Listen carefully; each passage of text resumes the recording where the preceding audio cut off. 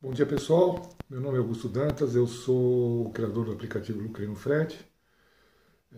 Estou fazendo esse vídeo aqui para conversar um pouco com vocês, para falar um pouco com vocês a respeito dessa tabela de frete.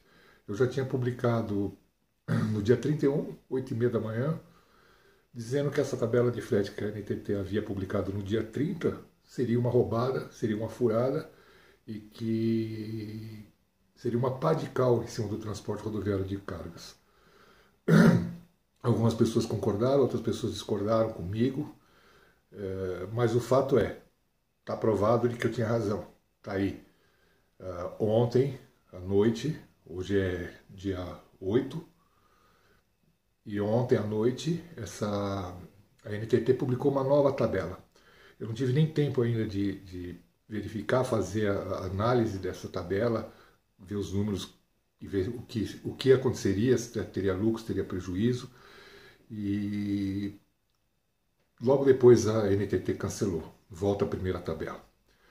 Bom, eu queria falar, eu falo com você que é carreteiro, você que é caminhoneiro, você que é pequeno empresário. Queria que vocês entendessem, primeiro, a gente sabe que existe uma grande dúvida a respeito dessas agências. Quem são essas agências? Que fazem essas agências? Bom, essas agências, como a NTT e como outras agências, são órgãos públicos, órgãos do governo federal, destinados a determinar regras, procedimentos para alguns segmentos da economia. Então, por exemplo, a NTT, que é a Agência Nacional do Transporte Terrestre, que ela dita as regras e procedimentos necessários para todas as operações em transporte terrestre. Então, caminhões, trens. Existem uma agência, por exemplo, a ANA, que é a Agência Nacional de Água. Esses caras determinam todas as normas e procedimentos relativos ao uso de águas no Brasil. Então, poços, quem pode perfurar poço, quem não pode, quanto pode pegar, quanto não pode, as águas que as companhias distribuem para as nossas casas. A ANAC, Agência Nacional de Aviação Civil, eles determinam regras e procedimentos para todos os aviões que serão civis, tanto os aviões particulares como os aviões de carreira das grandes companhias e por aí adiante.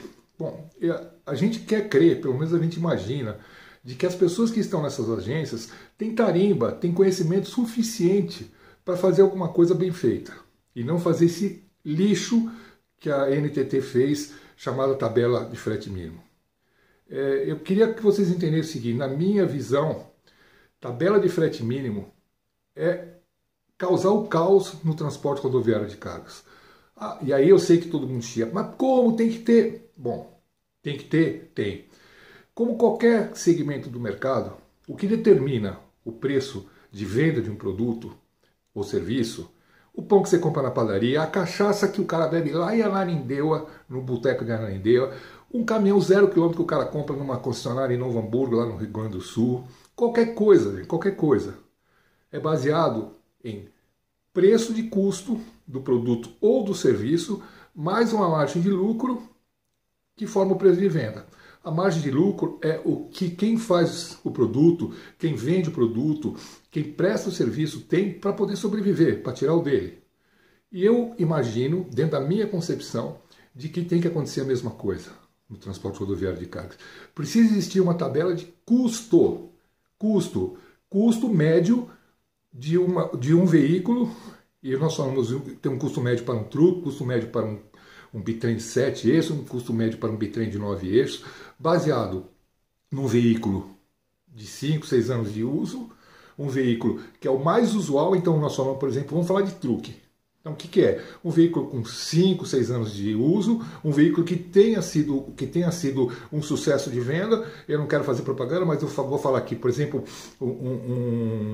um 250e da Volkswagen, 23 250e, 24 250 da Volkswagen, com carroceria aberta, grade baixa, é um hit. Esse cara ele pode servir de termômetro. E esse custo, gente, precisa ser feito em cima de duas vertentes, duas coisas diferentes. Quando você faz uma tabela como a NTT fez e ela cobra custo por quilômetro, apenas o custo por quilômetro, ela está cobrando apenas uma parte do frete, que é o custo variável, que é aquele que, como o nome diz, ele varia conforme a quilometragem que a gente anda. Quanto mais anda, mais gasta. E aí ele esquece uma outra coisa que tem o custo, que é o custo fixo, que é aquele custo que continua existindo mesmo quando você para o caminhão. Uma tabela de frete ou de custo, para ser bem resolvida, ela precisa ter essas duas coisas. Precisa ter o custo fixo e precisa ter o custo variável. Então vamos dizer que nós vamos andar, por exemplo, 1.700 quilômetros. Eu vou fazer o custo para rodar esses 1.700 quilômetros, um custo variável, que é o preço por quilômetro, porém eu preciso levar em consideração que para você rodar 1.700 quilômetros, você precisa de 3 dias, e eu preciso colocar no cômputo do custo total esses 3 dias de viagem. Agora eu não consigo compreender as pessoas que ganham o que ganham na NTT, salários milionários, gente que se diz tarimbada, não consegue entender o básico, gente.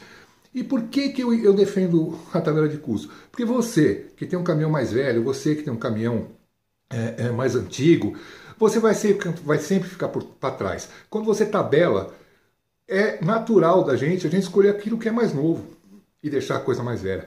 Vamos entender, por exemplo, você chega de avião no aeroporto de Belém, lá no Valdecães, e você vai ter que pegar um táxi para ir lá para o centro de Belém. E aí tem 5 táxis esperando você. Tem um Corsa mais antigo, tem um carro médio e tem um Honda Civic com ar-condicionado, com tudo que tem direito, pelo mesmo preço. Qual que você vai escolher? Fala para mim. Você vai escolher o Corsa? Não. Vai acontecer a mesma coisa com o embarcador. Então, a gente tem que pensar antes a gente tem que pensar no cômputo geral. A minha ideia realmente é essa. E eu gostaria que você pudesse, se você acreditar no que eu estou falando, compartilhe esse vídeo até chegar em NTT. Esses caras precisam entender de que a tabela precisa ser um custo médio, e cada um coloca a margem que ele acha necessária. Veículos mais novos, que trabalham com cargas mais nobres, têm margens mais altas. Veículos mais antigos, com cargas menos nobres, têm margem mais baixa. É assim que funciona o mercado. É assim que tem que ser. Obrigado, gente. Um bom dia, boa sexta-feira.